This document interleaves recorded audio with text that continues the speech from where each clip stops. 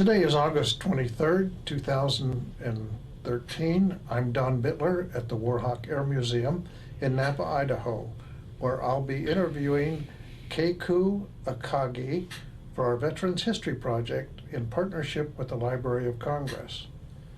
The camera operator is Don Minger. So I want to welcome you, and may I call you Kay? Yes, All please. right. Now, can you give us, for the record, state your full name, your address, your birth date, branch of military service, and the years that you served? My full name is Kaku Akagi. My address is 15073 David Street, Caldwell, Idaho, 83607. My birth date was May the 29th, 1931. I served in the Army for 2 years. And what years? In 1951, 1953. All right. Well, thank you, Kay. Well, Kay, you were born in Crowley, Colorado, 1931. I certainly was. And, born in that era, it was the Dust Bowl days and very, very tough times. FDR had really come into his own at that time. And Mom and Dad, they were both farmers. Dad came over to this country from Japan in 1899. Mom came over in 1919 and raised a family of 7 children. And it was a great time, even though they were tough times. Yeah, well, you always had enough food to eat, I guess. Always had enough food to eat. Whether Mom could take 1 chicken and spread it among 9 people, it was still, food was always on the table. And I don't think that I ever wanted for anything, for that matter. Now, did your dad own his own farm? No, he didn't. He rented this, a gentleman by the name of George Swink, who was a great seedsman, had invited Dad to come farm for him. And so Dad went from the old Pikes Peak Rail Company that built the Pikes Peak Railroad and went to Swink, Colorado and started farming. Mm-hmm. And that was the beginning of the era of Akagi farming. Okay, and that's where you lived then in Swink?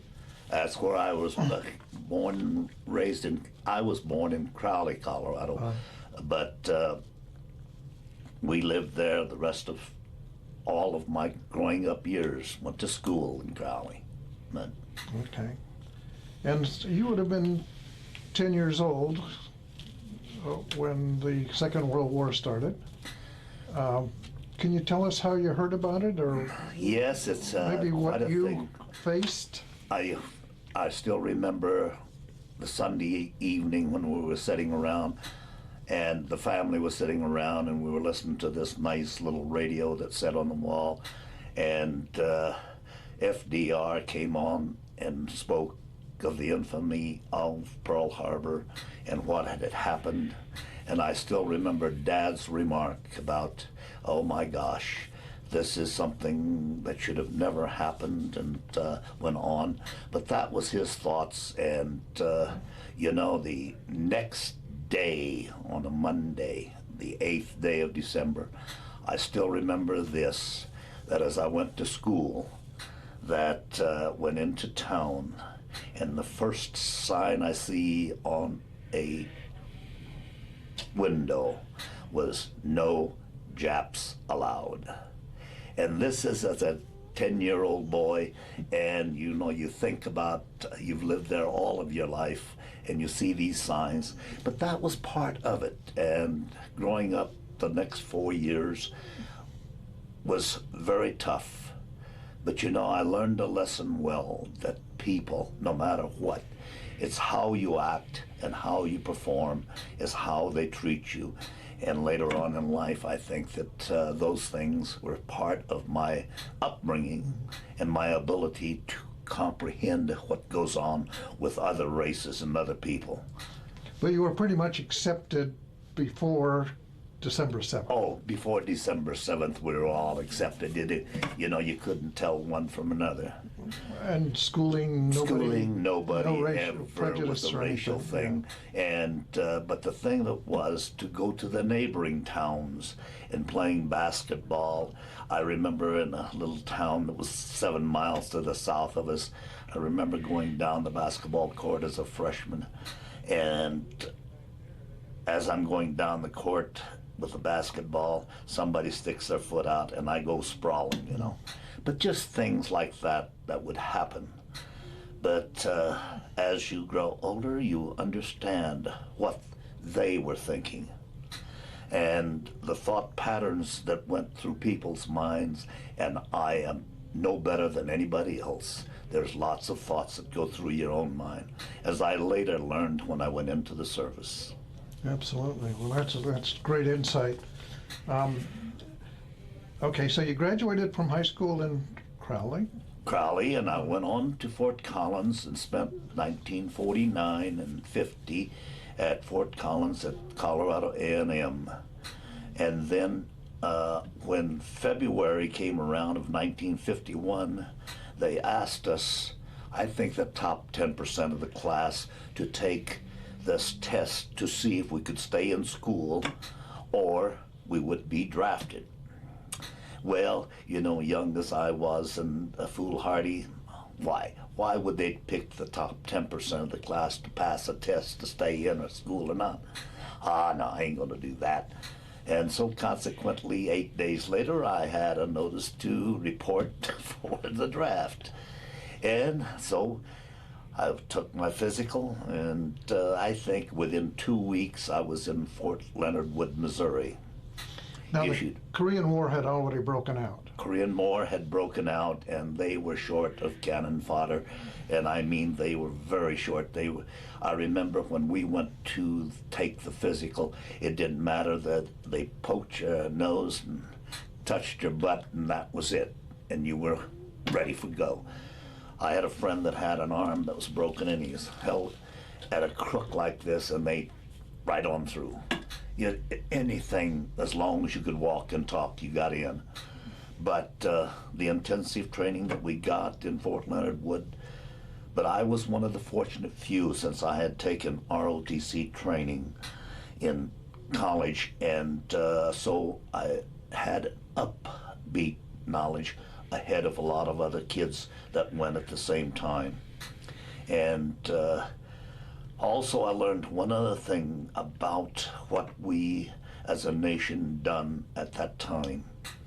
When I reached Fort Leonard Wood, it was still segregated, and all of the training, and lo and behold, here I am amongst all of these kids, and I'm in this barracks over here, and across the way there's probably 20 or 30 sets of barracks, and they all housed all of the Negro people, and they took training outside of us, and I'm sitting over there, and all of the people that I'm with, and I'm wondering why I'm in with this group and not with another group.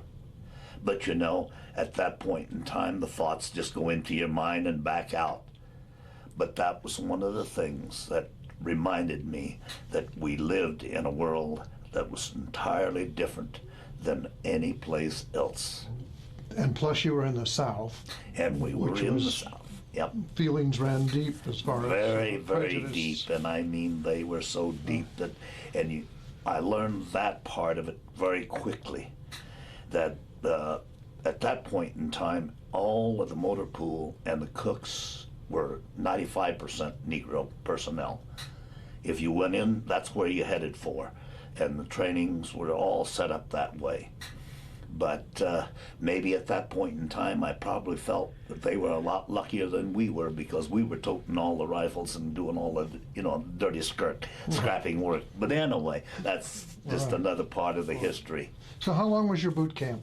My boot camp was actually 14 weeks, but they cut that short by 1 week because the sailing of the Marine Phoenix, I think, was scheduled for sometime in July, and we made that sailing out of Seattle. Okay, so you right from boot camp Boot camp. to a right to To an Seattle. embarkation point. Yep, embarkation point. And, of all the times that the Army moved so quickly, the moment we got into Seattle, they cleaned us up, booked us, and we were in on board ship and sailing. 10 days later, we were in Yokohama. Wow. Now, at this point in time, your MOS was a rifleman. Yep, it certainly So- was. But the thing was, when we reached Yokohama, I still remember this. We got into the camp, and they issued us a rifle, issued us 3 rounds of ammo, said they were short of ammo, and issued us 3 rounds of ammo. We probably marched 10 miles to this firing range, fired 3 shots, and back. And that's when, at the depot, all of us, and there was only, I believe, 4 of us that were of Asian descent, but they picked us out of that and said, here, you're going to this particular orientation school, and we're going to see if you can pass this, and you'll go there. And up until then, I had no knowledge of what was happening. Okay. But within 3 weeks of that happening, I think I had my secret clearance, and I think it took another couple of weeks, and I had my top secret clearance. And from that point on, the Army said to me, you will not disclose anything from this point forward, anything that you see, read, or anything else. I want to digress just a little bit. Sure. Take you back to Seattle. Now you take a train trip from Leonard Wood. They can put you on a ship. You've never been on a ship before. Never. Okay. Was it a smooth crossing? It was. Did you? And also, did you have to work? Oh on the my ship? goodness! Oh my goodness! I would tell you this: that I remember getting aboard this ship, and there was 5,000 of us aboard the Marine Phoenix. This ship was probably built to carry 2,500 troops, and it was one of the old Kaiser ships. And I think as I went down, one thing I noticed: the bunks were 6 deep, and if you were lucky, you drew the next to the top bunk at least. But I was unlucky and ran right in the middle of this sandwich. But the first thing I'd done was volunteered for duty, KP duty, because I knew there was some place that I had to be other than down deep in that hold, because it's the first time that I'd ever been enclosed into a location that was about as tight as this room is, and having maybe 15 people in this space. But Plus, you got to eat very well if you were doing KP. The fruit, that's the only thing that I ate for, was the fruit. If it was an orange, I ate an orange. If it was a banana, I ate a banana. Mm-hmm. But those things probably eased the crossing so much that I didn't really get sick or anything on the 10 days going. But there was a lot of kids that got sick. But it was a dank, hot, humid inside those ships. And every seam, if you'd walked along the seams, you could just see water oozing in the seams. And What a secure feeling. oh yes, what a secure feeling out in the middle of the ocean. I'll bet you knew where the lifeboats were. But it was. But memories are good, because Uncle Sam gave me that opportunity to see that part of the world. And I'm thankful for that. And it was the home of your ancestors. That's correct. Okay. That's correct. Now, did you have any relatives that? Oh yes, I had relatives and still have relatives that are living over there. And I had the opportunity I went to the hospital. I think it was in October of '52 when I came out of the hospital, and I had an opportunity to go visit 2 of my cousins and an uncle. And so it was a great opportunity for me, and which I did. And but Did they live nearby, or did they live? no, it was in the middle of the island of Honshu. Okayama was the province, and I'm trying to recollect. All I remember mostly is what my mother's description of her home, and it fit like a T. I could walk into it, and Mom's description of where she lived and grew up, and this is the 50-year or 60-year thing. And here it was, just like she described it. Like you went back in time. Yeah, just like going back in time, Wow. 10, 5, 6 centuries. Must have been a great feeling, actually. It was. It really was.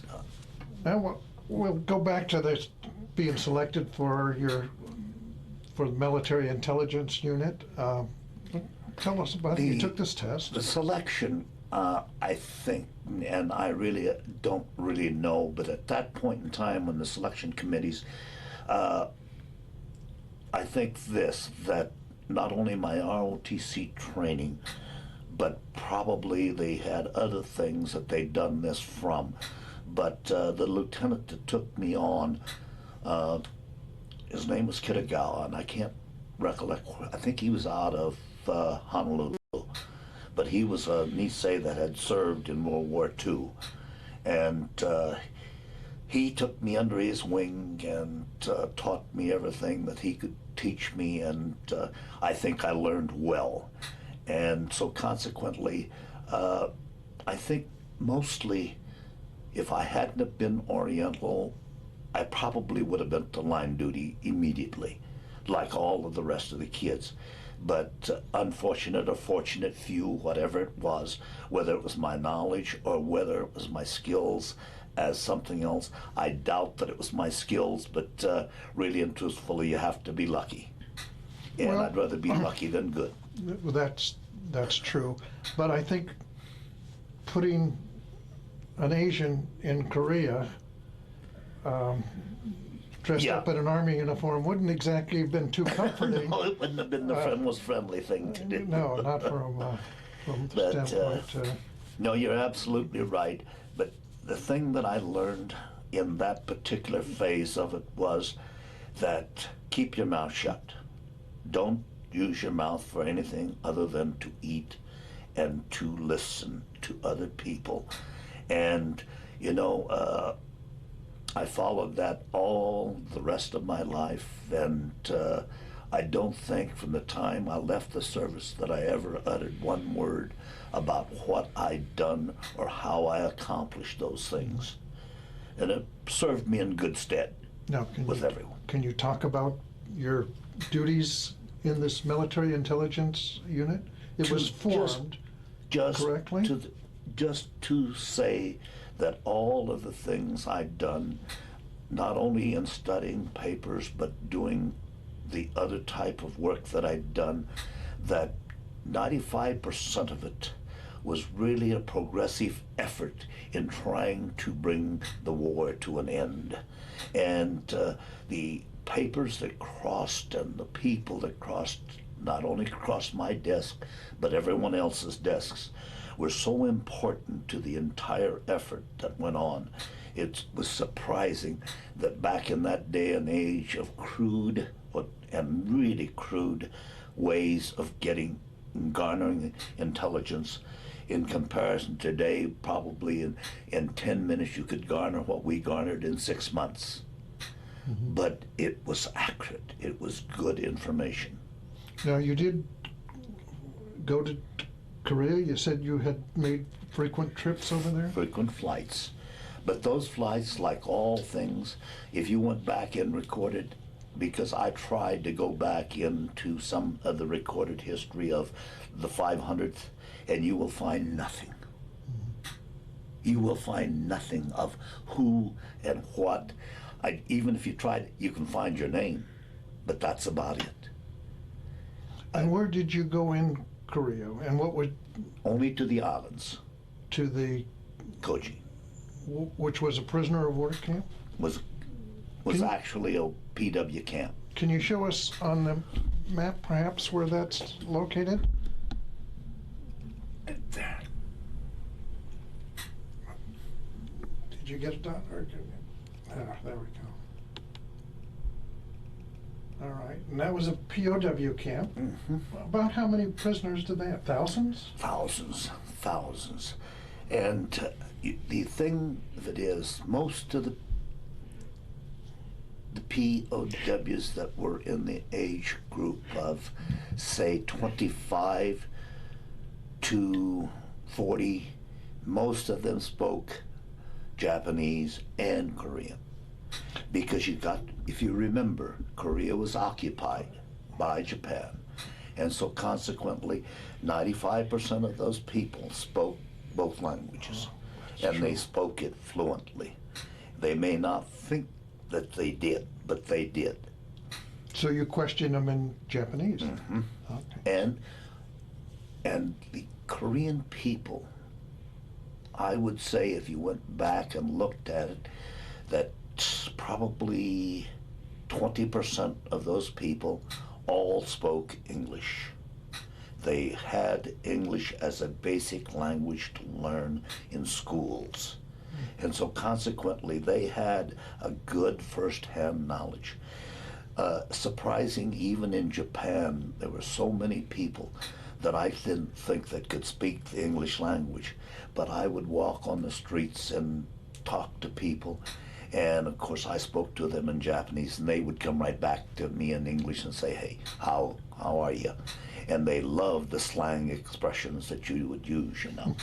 And some of it was very hilarious because some of it was hard to understand what they meant by what they said. Now, the Chinese had not entered the Korean That battle was at that- later. Later. Yeah, that So was later. there were no Chinese prisoners No, in that? not at that point in time. Okay.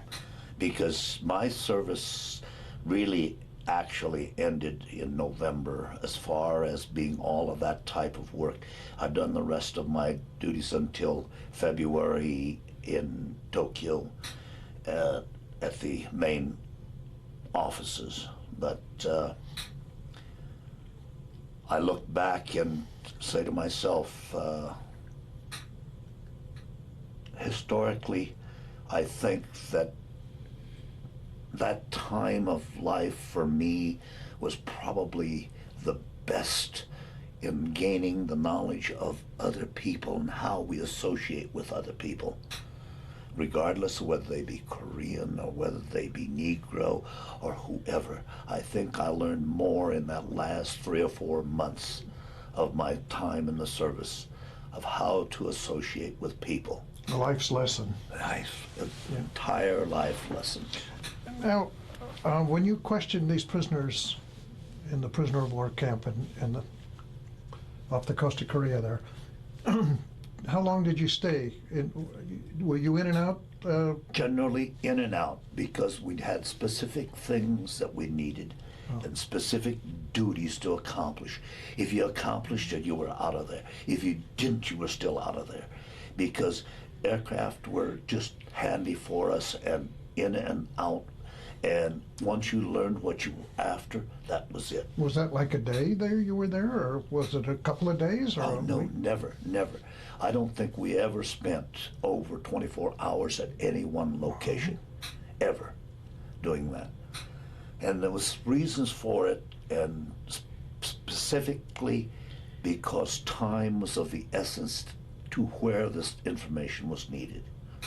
And that's what they were out to garner, was information that, and most of it was literally involving hundreds and hundreds of people, and mostly thousands of people, sometimes in battalion-sized people. Because the effort at that point in time, when the Korean War escalated, the amount of people that were on the fronts was huge. I mean, it escalated to a point where I remember when the thoughts came across, when the Chinese came across, I think that they said in 48 hours over 1 million Chinese came across into the war. And that's a drop in the bucket of Chinese. Yes, it was a drop in the bucket. But when you think of the logistics that it takes to move the million people, it isn't the million people that you move, it's all of the food, the munitions, etc., that move with it. And my goodness, if you thought about it in today's aspect, it would take us months to move that many people and munitions across, because we don't travel lightly. No, but they did. They did. Yeah. They traveled lightly. And you said you were in the hospital? I got hurt, and I was in the hospital in Tokyo Army Hospital for about 2 weeks, and come out of the hospital and I'm feeling pretty good. And then later, after I was separated, after I got home in February, I entered the hospital in September of '53 and went through a series of surgeries in Denver. And then I came out and feeling real good. Took a long time to heal, but I think I had my last surgery in 1969. Do you care to tell what happened? It was just one of those things. Oh, okay. Just one of those things. Okay. And it's, we actually, if you ever thought about it, you might have been in the theater, but you weren't in the theater. That's how we felt about it. And I don't know how else to explain it, but that's the way it was. Do you draw any disability from that injury? You do? Yeah, I do. Okay. I did from day one. Let's see. Oh, my goodness. At first, I was 100%, and then they after my '69 surgery, I think they dropped me to 55 or 45 or something like that. And I've remained as such, and I still go to the VA hospital in Boise and the service has been good to me as far as hospitalization. They really have. I understand it's a good hospital here in Boise. It is. It is one of the best in the nation. So how did you come back to the United States then? I came back aboard the Hugh Gaffey, which was a hospital ship, and in comparison to the Marine Phoenix, I think there was like 2,000 of us aboard this huge two-stacker, and it was like a luxury cruise coming home.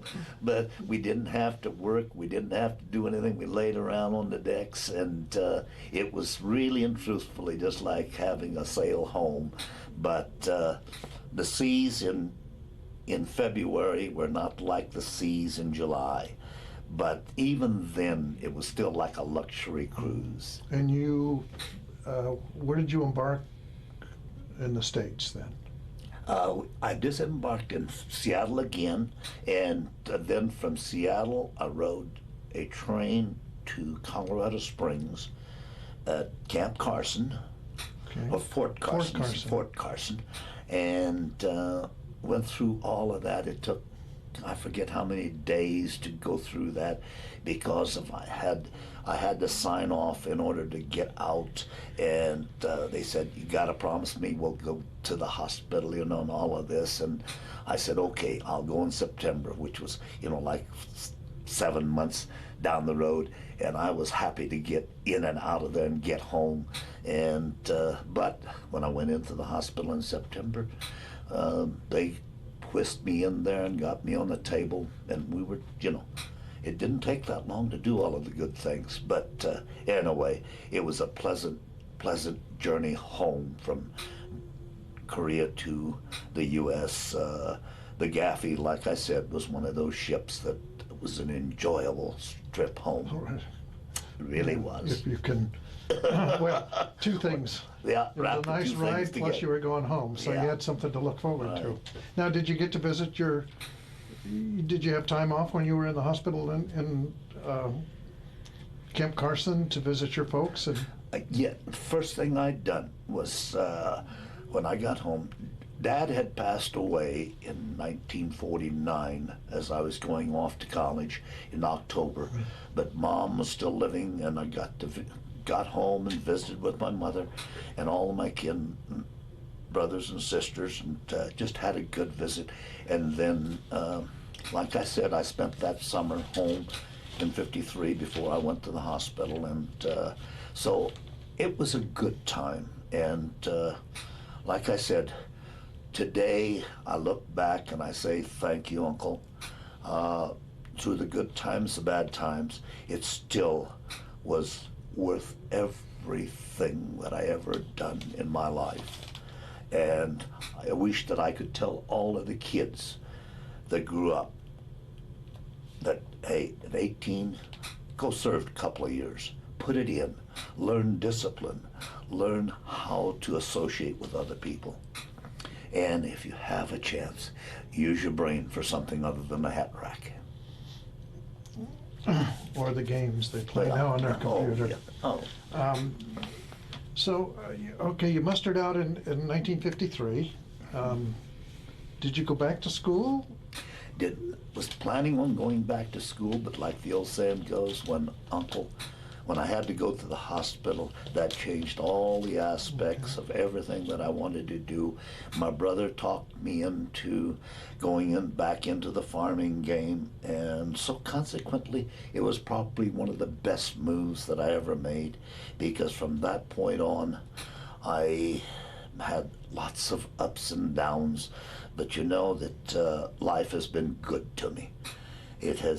I've been up to the top of the clouds and back down and put my feet on the ground, and I had good friends that I hark back a few years back, and I used to go to the Reno air races, and I met Pappy Boynton, of all people, and Pappy was with the Japanese pilot that shot him down in Reno. And I was introduced to both of them, shook his hand. How awesome And you was know, today I have the jacket that Pappy had on. I bought it from him. Oh, wow. It's an old while I was right, because it's wow. still hanging in my closet. Oh, But excellent. it's something that, but these memories and these things, I've sailed to and went to probably every continent but one, which is Australia. But in all of my lifetime, and Uncle Sam provided me with thoughts and the ability to do this. And I thank him, because I would have never taken the time to go to South America, to Europe, none of these places, because I would have been enclosed in 100 square miles of thinking this is all this whole world is about. But I learned that there's a lot more. Yeah, excellent. And be thankful that we live in a place that we can call home, that we can do anything that we wish. Now, did you get married? Oh yes, I got married when Some point in the time, when was that? Yeah, I got married in 1959 and raised two beautiful children, and one of them lives in Longview, Washington now, and the other one lives in St. Helens, Oregon. But you know, the kids, they grew up with me, and it has been a good time. I divorced later on in 1980, in the 80s, and remarried, and had a good life. My present wife, Shirley, has just been a rock for me, and she travels with me wherever I go, and we just have a wonderful time together, and it's just been a good life. Awesome, awesome. It is. It's an awesome. What brought you to Boise? Brought me to Boise was in 1986. I was in Rio, peddling coffee and sugar and doing all those kind of good things. And a friend that I had met about 5 or 6 years before called me and says, I want you to come help me. So I flew from Rio to Sacramento, California, met with him, and he introduced me to 3 people that were going to make him a fortune. And when I learned about it, I told him they were con artists. And he thanked me, and he says, "Kay, I've got a problem at home. Would you help me solve it?" And so I says, "Yeah, I'll give you 4 months of my life." And so I came here to Boise, and I spent 4 months, and now it has turned into 27 years. But Wow. it has been good to me. And what did you do here then? Here, I helped him run a a potato and onion farm and a dry bean farm. And from that point on, a few years later, I bought the dry bean plant and turned it into a seed plant. And I operated it for 6 or 7 years, and then I sold it to a company out of Michigan, and then I went to work for a company called Yums as a consultant, and went down to Fort Worth and helped build a plant that today supplies 100% of the beans to Taco Bell. Oh. And I was his main supplier for 7 years for that enterprise. But it was a fun time for me. But I'm supposedly retired. I help run a golf course here in Nampa called Broadmoor Golf Club. Oh. And so that's what I'm doing now. So living a nice retired life. Yes. Did you raise the same kind of crops in Colorado, or was that mostly corn? Yes, in Colorado, most of it was vegetable farming, onions and a lot of grain. But then in those ensuing years, I was a vagabond. I moved to Kansas in 1955, farmed sugar beets, upwards of 2,000 acres of sugar beets until 1977, moved the operation to Texas in 78, and farmed about 4,000 acres of sugar beets in Texas. Whereabouts in Texas? In Hereford, Texas. Which is in the panhandle of Texas, just west of Amarillo, about 65, 70 miles, and grew for the Holly Sugar Corporation. And these people were just wonderful people. And then, let's see, I was divorced and left the States in 81 and traveled all of South America and everywhere, just trying to find a niche for myself, thinking, oh, it'd be nice to be retired. But I soon learned that 6 months later I wasn't going to be retired. Yeah. But that was just part of the fun part of life. It really was. Sounds like you have a great outlook. You've enjoyed. You have to. You know that the grass is so green, and once it turns brown, I know where I'm going to be. Yeah. But right now it looks awful good. Wow. Is there anything maybe you'd like to add that we missed? No, I would like to say thank you to everyone. All of the good people like yourself, people that take the time to devote and to honor this great nation that we have, and to say thank you to everyone that helped me all the years of doing all of these good things, but mostly for the freedoms that we have here that we're blessed with. And I could say good things and bad things about what politics are, but regardless of the politics, we still have the best place in the world to live. You bet. And we want to really thank you for your service and your sacrifices in keeping this country great. So certainly thank you. And thank you, Don. I appreciate it very much. Very well, Kai.